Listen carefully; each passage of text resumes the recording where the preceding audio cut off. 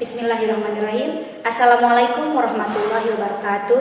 Perkenalkan, saya Sri Haryanti, mahasiswa PPG dalam jabatan 2023 periode 2 angkatan 3 LPTK Universitas Siliwangi Tasikmalaya. Dengan nomor PPG 2015021058991, NIM PPG 2321869047371. Unit kerja SMA Negeri 8 Tasikmalaya siap melaksanakan UKIN dan UP PPG dalam jabatan periode 2 angkatan 3 tahun 2023. Terima kasih. Wassalamualaikum warahmatullahi wabarakatuh.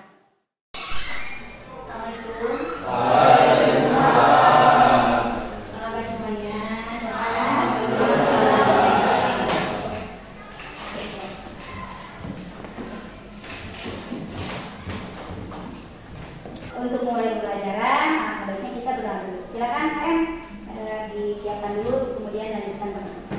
Siap, beri salam. Assalamualaikum warahmatullahi wabarakatuh. Waalaikumsalam warahmatullahi wabarakatuh. Berdoa.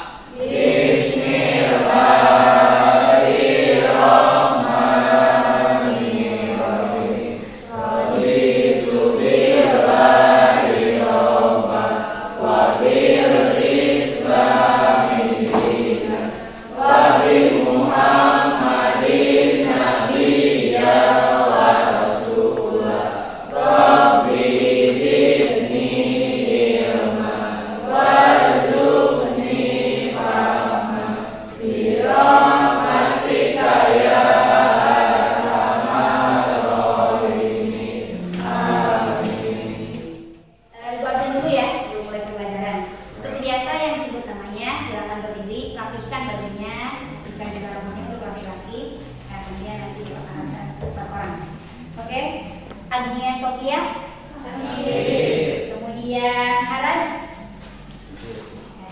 kemudian Haura, kemudian Muhammad Ilyas, Muhammad Ismail, kemudian Muhammad Rizik,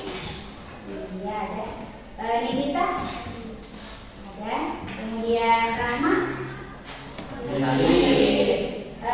Rosnika, Riepa, Sofian, kemudian Hilarea, Yuke, Zahra Alia. Alhamdulillah semuanya. Jadi satu orang yang sakit ya.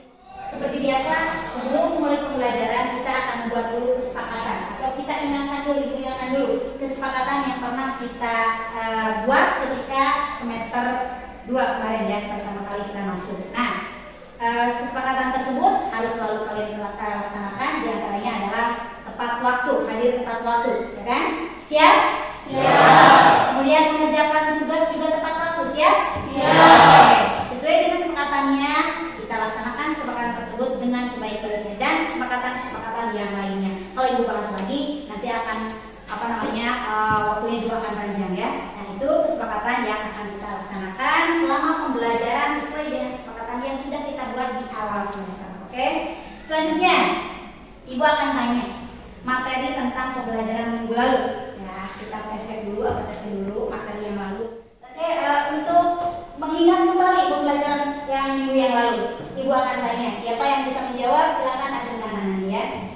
Apa pola hunian manusia purba atau nenek moyang bangsa Indonesia yang kalian ketahui pembelajaran minggu lalu? Seu. Oke, siapa yang lihat? Gercep sekali ya guys. Yang pertama, nenek moyang kita berpindah-pindah atau yang disebut nomaden karena untuk berburu dan mengumpulkan makanan. Kemudian ada Sungai Sedester. Pada zaman itu manusia mulai tinggal di alam seperti di dalam gua. Kemudian Sedester, manusia manusia mulai menetap dan bercocok tanam. Iya, betul sekali ya, kasih aplaus sekali. Ini kembali ternyata minggu yang lalu itu kalian itu masih ingat ya, diantaranya itu pola huni manusia purba zaman dulu, nenek moyang kita zaman dulu adalah yang pertama adalah nomaden, berpindah-pindah. Yang kedua semi sedenter ya, atau ada ada yang pindah, ada juga yang menetap. Kemudian yang ketiga adalah menetap atau sedentar. Nah, itu ya yang sudah kalian pelajari minggu yang lalu. Kemudian Ibu akan tanya kita menginjak pembelajaran sekarang. Sebelum kita menginjak pembelajaran berikutnya yang akan kita bahas sekarang, yaitu mengenai hasil budaya nenek moyang bangsa Indonesia. Ya, Ibu akan tanya dulu, apa bedanya antara kebudayaan pada masa prasejarah dengan masa sejarah? Ada yang bisa jawab? Saya Bu. Oke, Haras, silakan. Kalau prasejarah mah kan namanya juga pra, berarti belum mengenal tulisan dan peninggalan juga berupa fosil, artefak dan lain sebagainya. Kalau sejarah mah kan udah mengenal tulisan, jadi peninggalan juga udah berupa tulisan. Kayak prasasti. Iya, dokumen-dokumen penting gitu ya, yang tertulis dan sebagainya gitu ya. Iya, betul sekali. Kasih aplaus ya. Kalian sebelum kita mulai pelajaran itu sudah membaca-baca dulu ya, seperti yang Ibu tugaskan minggu yang lalu. Kalau kalian itu harus pelajari dulu materi yang akan dibahas kemudian, gitu kan ya. Oke, terima kasih kalian semuanya. Berarti sudah siap untuk mengikuti pembelajaran kali ini ya. Untuk materinya, pembelajaran kali ini adalah tentang hasil budaya nenek moyang bangsa Indonesia. Oke, untuk pertemuan kali ini yaitu tadi bahasannya mengenai hasil budaya nenek moyang bangsa Indonesia. Sebelum kita masuk materi ya, kita akan lihat dulu apa tujuan pembelajaran yang akan kita dapatkan atau yang akan kita dapatkan apa pelajari setelah kita mempelajari materi hasil budaya nenek moyang bangsa Indonesia. Oke, yang pertama, tujuan pembelajarannya adalah ada 3, tujuan kognitif, tujuan sikap, dan tujuan keterampilan.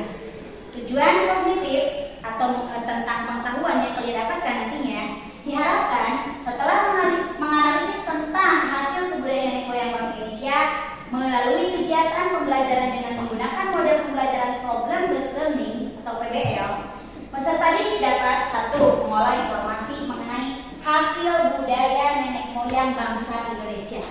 Ya, jadi kalian harus tahu hasil kebudayaan nenek moyang bangsa Indonesia. Yang kedua, menganalisis hasil kebudayaan nenek moyang bangsa Indonesia. Ya, jadi setelah kalian menggali informasinya, mengetahui apa saja kebudayaannya, kalian nanti diharapkan bisa menganalisis bedanya antara kebudayaan yang satu dengan kebudayaan yang lainnya itu apa. Ya. Kemudian tujuan sikapnya, setelah mempelajari mengenai hasil kebudayaan nenek moyang bangsa Indonesia, diharapkan melalui diskusi peserta didik dapat melakukan kolaborasi atau kerjasama antar anggota kelompok dan menyelesaikan masalah yang disajikan. Selanjutnya, Ibu akan memperlihatkan ada di sini yaitu gambar-gambar tentang materi yang sekarang nih. Ini apa yang kalian lihat dari gambar ini? Batu. Mana yang batu? Ini batu bukan? Ini batu, ya ini batu. Oke. Berarti kalau zaman Paleolitikum peninggalannya adalah berupa batu-batu, ya. Sedangkan pada zaman Mesolitikum ini batu bukan? Bukan. Oh, ini berupa kerang, ya. Berarti sudah ada peninggalan lain selain batu, ya. Oke, selanjutnya sini. Ini apa? Yang ini apa? Batu. Yang ini? Tulang. Batu. Batu apa tulang? Tembaga. Batu apa tulang? Tembaga jauh banget ya. Tadi kata Ismail tulang. Ada juga batu. Mana yang batu? Yang ini? Batu juga? Tulang. Tulang itu ya.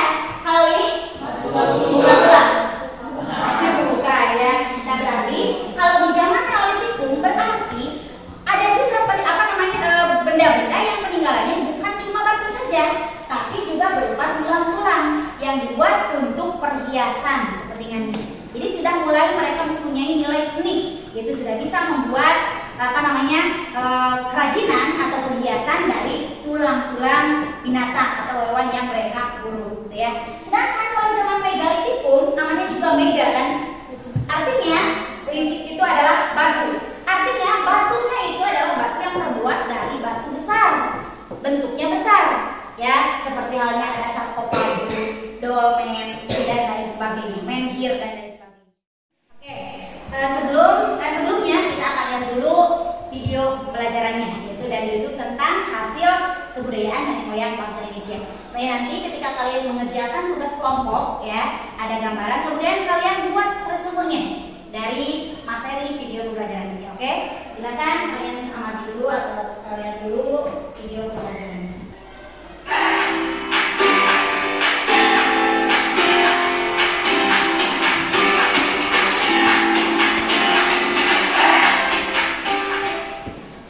Assalamualaikum warahmatullahi wabarakatuh. Halo semuanya, apa kabar? Ketemu lagi dengan saya Siti Nuriani dalam pembelajaran sejarah Indonesia di kelas 10. Sebelum dimulai pembelajarannya, silahkan kalian siapkan dulu ya alat tulisnya. Kemudian kalian berdoa menurut agama dan kepercayaannya masing-masing. Nah, pada video kali ini kita akan masuk kepada pembahasan mengenai apa saja hasil dan nilai kebudayaan masyarakat pada masa praksara. Nah, langsung aja yuk kita bahas. Coba kalian perhatikan gambar yang ada di samping ini. Nah, gambar tersebut masa praksara. Sarkofagus yang ditemukan di Pulau Bali ini menjelaskan suatu sistem atau teknik yang digunakan dalam pengukuran mayat menggunakan keranda batu. Nah, selain sarkofagus ini, sebenarnya apa saja sih hasil kebudayaan masyarakat pada masa praksara? Kemudian apa juga nilai yang dapat diambil dari kebudayaan tersebut? Nah, untuk mengerti sederhana yang ada pada masa praksara. Nah, pada masa praksara, manusia purba sebenarnya sudah mengenal teknologi untuk mempertahankan kelangsungan hidup. Pengetahuan dan teknologi yang dikembangkan oleh masyarakat pada masa praksara masih dalam tingkat sederhana. Agar lebih jelasnya, kita akan bahas satu persatu ya. Yang pertama yaitu adanya penemuan api. Beberapa peneliti memperkirakan penemuan api telah dikenal oleh manusia purba jenis Homo erectus. Sejak penemuan api ini, kehidupan manusia purba menjadi lebih maju. Pada masa berburu dan mengumpulkan makanan tingkat lanjut, manusia juga sudah mengenal api. Menciptakan api dengan cara membenturkan dua batu secara bersamaan sehingga menimbulkan panas dan menghasilkan api. Penemuan api pada masa ini sekaligus memperkenalkan manusia pada pengolahan bahan makanan. Kemudian pada masa bercocok tanam, bakarnya atau istilahnya dengan slash and burn, agar lahan menjadi bersih dan mudah ditanami. Sistem pertanian tersebut dikenal sebagai ladang berpindah. Sampai sekarang, sistem ini masih tetap dilakukan oleh sebagian penduduk Indonesia yang tinggal di Kalimantan dan Sumatera. Selanjutnya yaitu yang kedua, adanya peralatan dari batu dan tulang. Nah, pada zaman Paleolitikum atau sekira 600.000 tahun lalu ini di Indonesia terdapat di daerah Pacitan dan Ngandong. Dalam sebuah penelitian ditemukan banyak peninggalan budaya berupa kapak perimbas atau chopper. Alat tersebut berbentuk kapak yang terbuat dari batu sangat besar. Alat budaya Pacitan diperkirakan berasal dari lapisan Pleistosen tengah atau lapisan Trinil. Sementara itu, kebudayaan yang berkembang di Ngandong, Jawa Timur terbuat dari tulang, tanduk, dan duri ikan. Oleh karena itu, kebudayaan Ngandong disebut dengan kebudayaan tulang. Selanjutnya yaitu dikenal adanya dengan teknik pembuatan peralatan batu. Teknik pembuatan alat-alat batu yang digunakan oleh manusia purba terus mengalami perkembangan. Pembuatan tersebut, manusia lebih mudah berburu, mengumpulkan makanan, dan mengolah makanan. Selanjutnya yaitu adanya pembuatan tempat tinggal. Kalian bisa perhatikan gambar tersebut. Gambar tersebut merupakan sebuah gunungan fosil kerang yang dikenal dengan sebutan Kejoken Modinger. Kejoken Modinger merupakan timbunan atau tumpukan fosil kulit kerang dan siput yang menggunung. Para ahli memperkirakan manusia purba yang hidup pada zaman ini menetap di tepi pantai dalam waktu yang lama. Fakta itu terlihat dari tinggal secara menetap adalah penemuan Ebrisholz Roch. Ebrisholz Roch adalah gua menyerupai ceruk pada batu karang. Gua-gua ini pernah dijadikan tempat tinggal manusia purba karena berfungsi sebagai tempat perlindungan dari cuaca dan binatang buas. Teknologi sederhana berikutnya yang diciptakan yaitu Dari hasil video pembelajaran tadi dari YouTube tersebut ya, ini mengenai hasil dan nilai kebudayaan nenek moyang bangsa Indonesia pada masa pra-aksara atau prasejarah ya. Nah, tadi yang dari hasil minimaknya yang buat resumennya siapa? Oke, Ismail, berarti saya membuat ya resumennya. Oke, silakan Ismail. Menurut Ismail, apa kesimpulan dari video pembelajaran yang tadi ditonton? Oke. Jadi kesimpulannya penemuan dari zaman prasejarah yaitu yang pertama ada sarkofagus ya. Jadi sarkofagus itu adalah tempat penguburan mayat. Nah, terus yang kedua ada penemuan api. Terus yang ketiga ada peralatan dari batu dan tulang. Contohnya kapak peringgas. Perimbas. Oh iya perimbas. Maaf. Terus yang ketiga ada tempat tinggal. Tempat tinggal ini ada dua ya. Jadi Kejoken Modinger sama Ebrisholz ya. Untuk Kejoken Modinger ini adalah tumpukan gunung dari cangkang kerang ya. Terus yang kedua ada Ebrisholz ya, ini dua dari tumpukan dari sama ya dari cangkang kerang. Terus ada dari peralatan gerabah.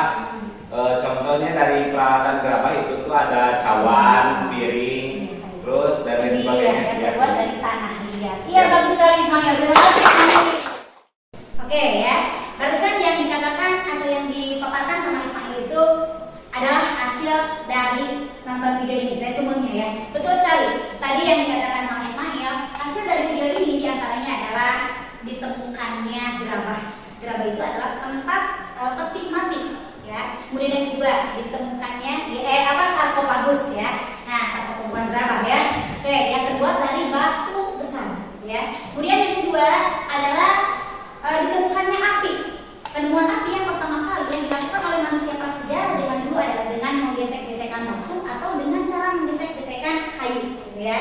Nah, kemudian yang ketiga adalah dengan adanya pembuatan peralatan dari batu atau juga perhiasan dari tulang, baik dari tulang maupun dari batu. Kemudian yang keempat adalah tempat tinggal. Penemuan tempat tinggal atau pembuatan tempat tinggal diantaranya ada Ebrisholz, ada Kejoken Modinger. Apa itu Ebrisholz? Ebrisholz itu adalah sebuah ceruk batu, guha batu, tempat para manusia pada saat itu ya tinggal. Nah, setelah kita menonton ini, sekarang kita akan menyelesaikan sebuah masalah dari masalah tersebut ya, dari materi tersebut yang ada hubungannya dengan tugas sekarang yang akan kalian kerjakan. Silakan kalian duduknya sesuai dengan kelompok yang sudah dibagi pada pertemuan yang lalu. Silakan duduknya. Kita dulu. Nah, sekarang kegiatan kalian adalah menyelesaikan permasalahan atau tugas yang ada di dalam sesuai dengan kelompoknya. Oke, Ibu kasih waktunya 10 menit beserta dengan pembuatan mind mappingnya. Oke, 5 menit cukup untuk mencari ini sumbernya? Oke, kalau cukup pintar banget ini cukup ya. Kemudian setelah itu kalian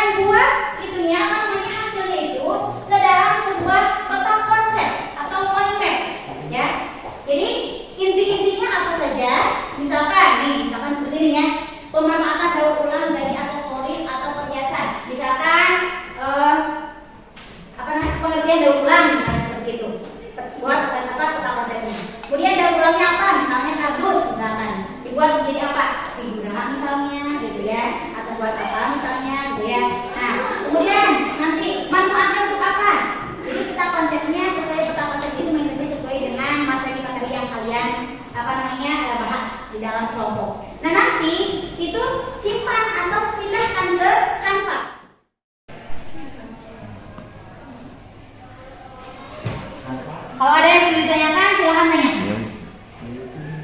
Ini yang ini yang biasa banget.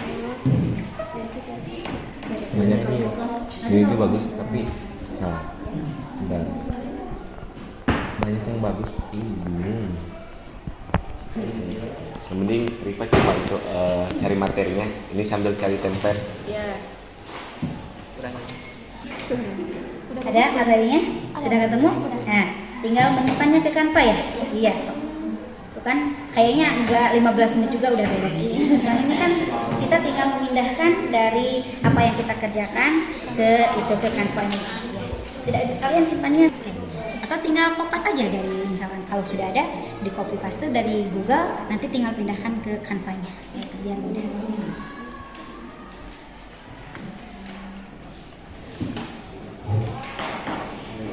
Ini udah bagus belum kakak ini?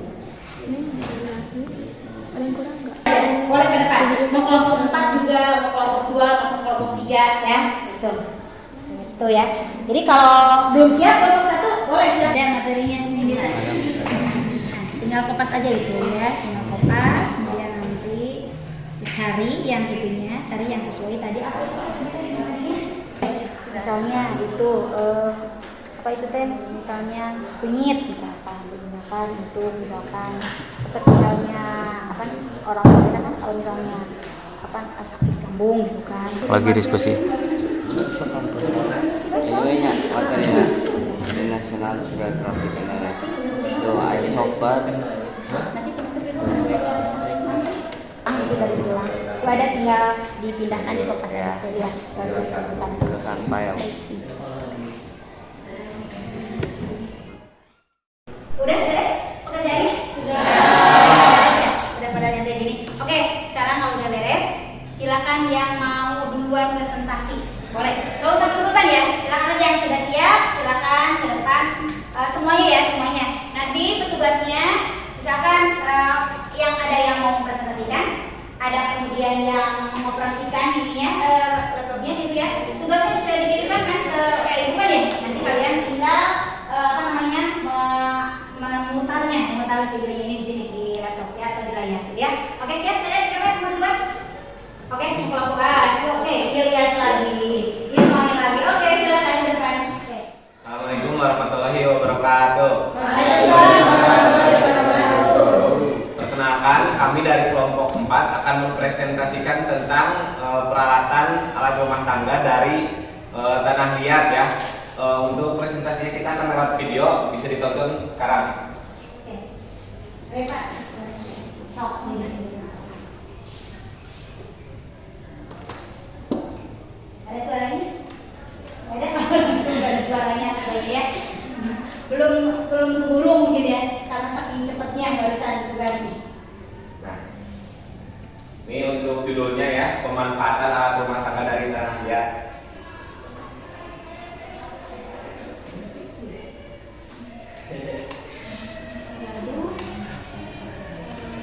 Nah, untuk penjelasannya itu penjelasannya pada zaman prasejarah manusia menggunakan alat rumah tangga dari tanah liat ya. Bisa dibaca untuk selanjutnya ya sama teman-teman.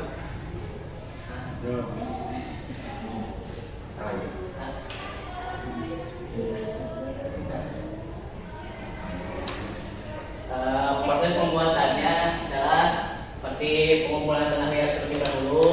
Tanah liat dikumpulkan, kemudian dipilih mana yang bagus, kemudian diproses tanah liat tersebut dibasahi terlebih dahulu, kemudian ke alat tersebut. Kemudian pembentukan alat tanah liat dibentukkan sesuai apa yang diinginkan.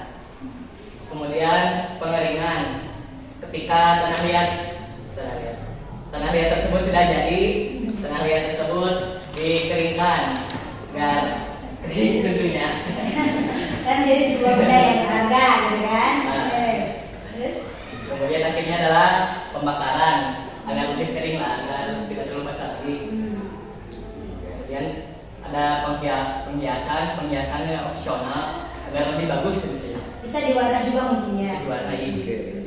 Kemudian glazur memberikan lapisan perlindungan agar Kayak di sini kayak gitu ya, dicat kayak gitu mungkin ya. dan dilapisi apa gitu biar bagus, Biar lebih kuat. biar lebih kuat. Udah ya, tinggal kita lanjut lagi.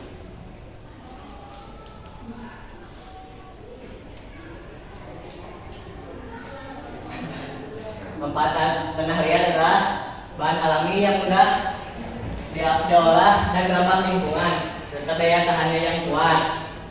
Kemudian peralatan dapur dapat digunakan seperti panci, wajan, dan lain sebagainya. Kemudian peralatan minum seperti cangkir, gelas, teko, dan lain sebagainya. Next. Terima kasih. Mungkin itu saja presentasi dari kelompok 4 dari kami. Terima kasih. Bila ada yang mau ditanyakan boleh. Baik, izin bertanya, bagaimana sih perkembangan penggunaan alat rumah tangga dari tanah liat dari masa ke masa? Oke, terima kasih Dita pertanyaannya. Bentar, mau didiskusiin dulu.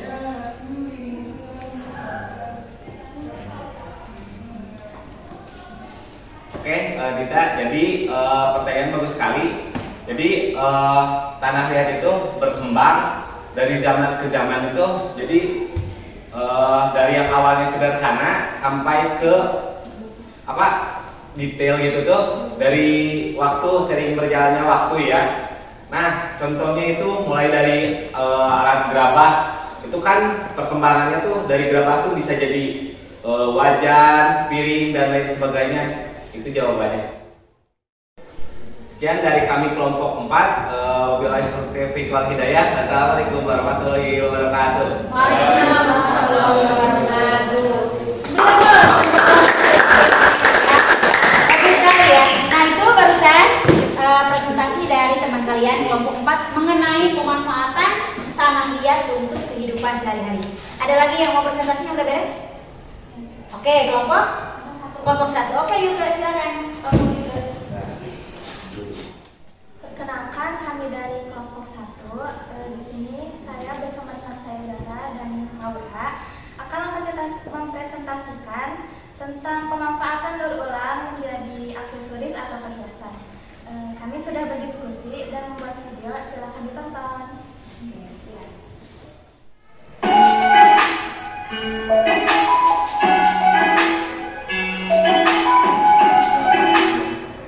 Nah, yang pertama dari pemanfaatan daur ulang ini menjadi aksesoris atau perhiasan, yang pertama itu adalah mengurangi penggunaan bahan limbah baru.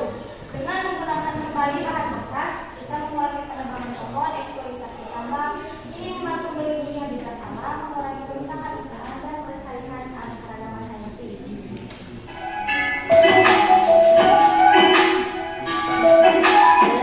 Yang kedua adalah mengurangi jumlah limbah untuk mengurangi pencemaran atau kerusakan lingkungan. Contohnya itu ada memisahkan sampah sesuai jenisnya, serta melakukan daur ulang sampah anorganik dan membersihkan tempat sampah setiap hari.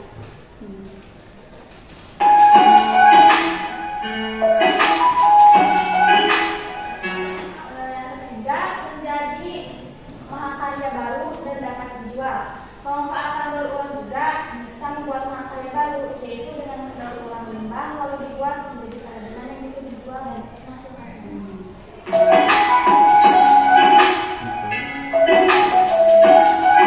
Yang keempat yaitu menghasilkan pendapatan uang seperti yang tadi ya. Setelah kerajinan yang didaur ulang dijual dan dibeli, kita bisa mendapatkan pendapatan dari hasil kerajinan yang dijual tersebut dengan pengembangan wawasan yang bermanfaat.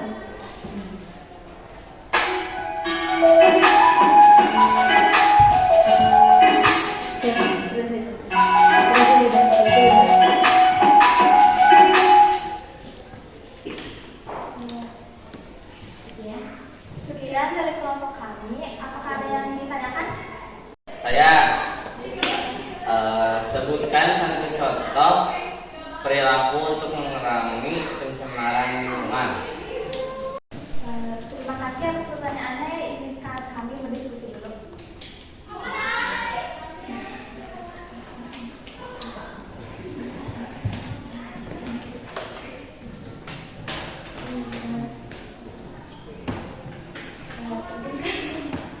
Izinkan kami menjawab.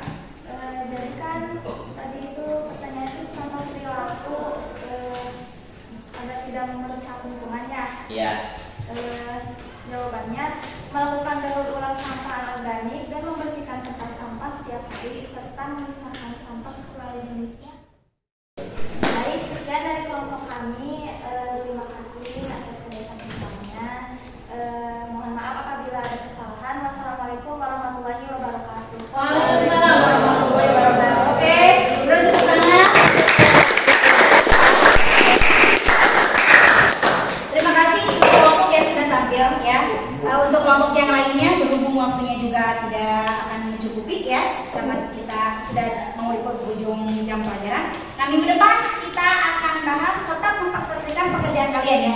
Berarti yang belum kelompok 2 sama kelompok 3. Oke, siapkan, silakan yang tadi sudah disiapkan. Untuk pekerjaannya tanpanya boleh langsung dikirim ke webbook. Jadi nanti kalian tinggal memutarnya di video atau di laptop. Oke, Ibu simpulkan. Kesimpulannya dari pertemuan kali ini yaitu mengenai hasil dan nilai budaya kebudayaan dan kebudayaan bangsa Indonesia pada masa praaksara ya. Pada masa praaksara tersebut banyak sekali kebudayaan yang ditinggalkan oleh nenek moyang bangsa kita ya. Di antaranya adanya pembuatan penemuan api. Yang kedua, adanya pembuatan sarkofagus atau benda-benda yang terbuat dari batu besar yang dibuat pada zaman megalitikum. Itu semua peralatannya terbuat dari batu yang besar bentuknya, seperti sarkofagus, menhir, dolmen dan sebagainya. Mungkin itu ya untuk pertemuan kali ini materinya. Nah, sekarang Ibu akan tanya dari hasil pembelajaran yang tadi, apakah ada yang bisa menjawab apa yang dimaksud dengan Pijokan Modiner?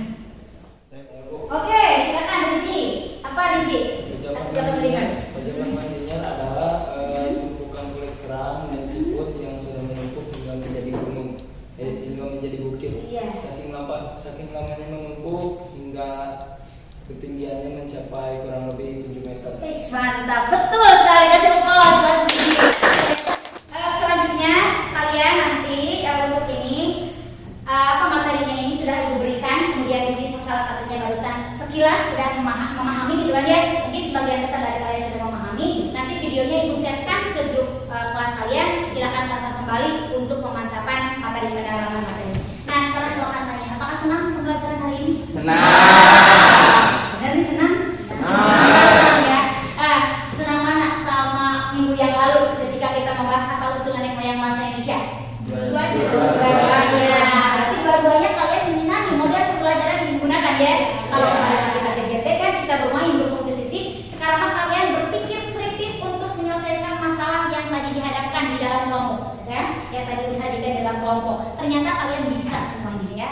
Sekarang ini kalian tinggal mengerjakan tugasnya untuk hasil dari materi yang tadi ya. Ibu ini berikan tugasnya ada di dalam Google Form, tapi kalian harus men-scan dulu itunya, apa sih namanya, barcode-nya. Silakan scan dulu. Bisa semuanya? Bisa. Oke, bisa. Ada pertanyaannya? Boleh buka dulu, silakan.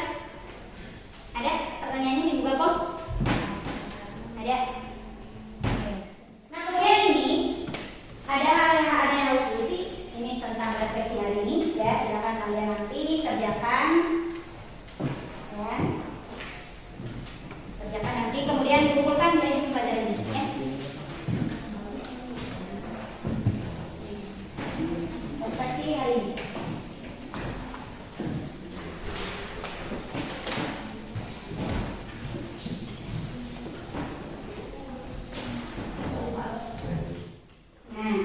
Sudah lihat ya? Nah, sudah selesai pembelajaran kali ini. Minggu depan kita akan membahas mengenai kerajaan-kerajaan Hindu-Buddha yang ada di Indonesia. Diawali dari proses masuknya agama Hindu-Buddha ke Indonesia melalui teori-teori berdasarkan teori yang sesuai dengan teori masuknya Hindu-Buddha ke Indonesia. Cukup ya untuk pertanyaan saya untuk hari ini? Ada pertanyaan lagi? Ya, cukup ya. Kalian sudah paham semuanya.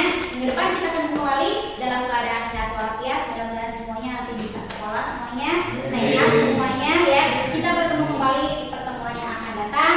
Kita tutup pertemuan kali ini dengan pembacaan Alhamdulillah bersama-sama. Alhamdulillah bersama-sama. Alhamdulillah. Terima kasih.